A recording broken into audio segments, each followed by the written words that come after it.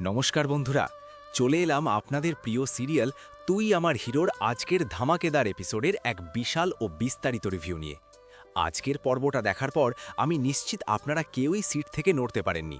এত উত্তেজনা, এত ড্রামা আর শেষের ওই টুইস্ট, সব মিলিয়ে আজকের এপিসোডটা ছিল এক কথায় পয়সা উসুল।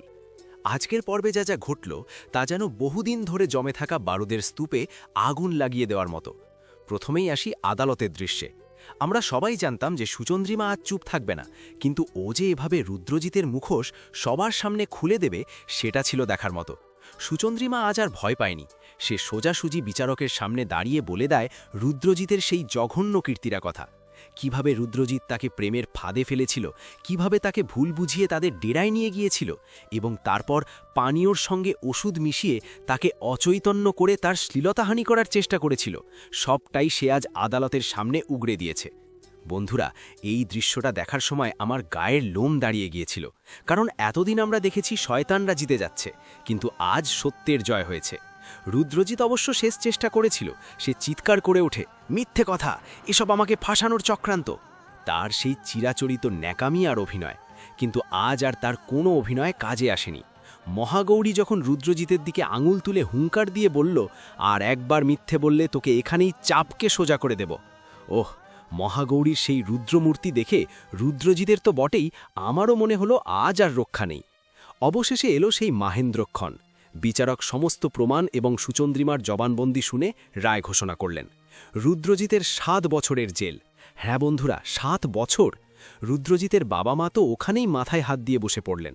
তাদের চোখে মুখে আতঙ্ক, নিশ্চয়ই অঞ্জলি সিং ছাড়া পেয়ে গেছে, নইলে কেসটা এত স্ট্রং হলো কিভাবে। তাদের ধারণা যে ভুল নয় সেটা আমরা একটু পরেই জানতে পারি। এর পরের দৃশ্যটা ছিল আরও ইন্টারেস্টিং। সুচন্দ্রিমা আর তার বাবা মহাগৌরীর কাছে জানতে চায় এটা কিভাবে সম্ভব হলো, প্রমাণ এলো কোত্থেকে।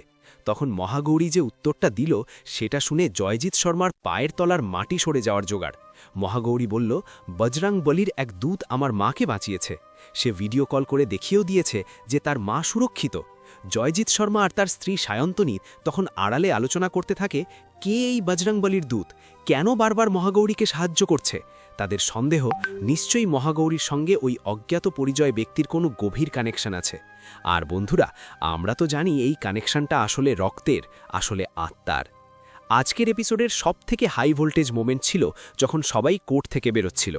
মহাগৌরী কিন্তু চুপ করে থাকার পাত্রী নয়। সে সোজাসুজি জয়জিৎ শর্মা আর সায়ন্তনীর চোখের দিকে তাকিয়ে ওয়ার্নিং দিয়ে এলো।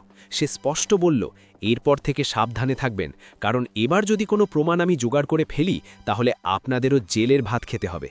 মহাগৌরীর এই সাহসিকতা দেখে জয়জিৎ শর্মার রাগে ফুঁসছিল। সে বুঝতে পারছে মহাগৌরী এখন আর একা নয়, তার সাহস অনেক বেড়ে গেছে। আর ঠিক এই ভয়টাই জয়জিৎ শর্মাকে আরও ভয়ঙ্কর করে তুলবে আগামী দিনে। সে নিশ্চয়ই নতুন কোনো বড় ক্ষতির ছক কষবে। এরপর আমরা দেখলাম এক আবেগঘন দৃশ্য। সুচন্দ্রিমার মা ফিরে এসেছেন। সুচন্দ্রিমা দৌড়ে গিয়ে মাকে জড়িয়ে ধরে। মহাগৌরী যখন মাসিমণিকে জিজ্ঞেস করল, তোমাকে কে কিডন্যাপ করেছিল, নামটা বলো, আমি তাদের শাস্তি দেব, তখন আমরা দেখলাম এক অদ্ভুত অসহায়তা। সুচন্দ্রিমার মা জানেন তিনি যদি এখন জয়জিৎ শর্মার নাম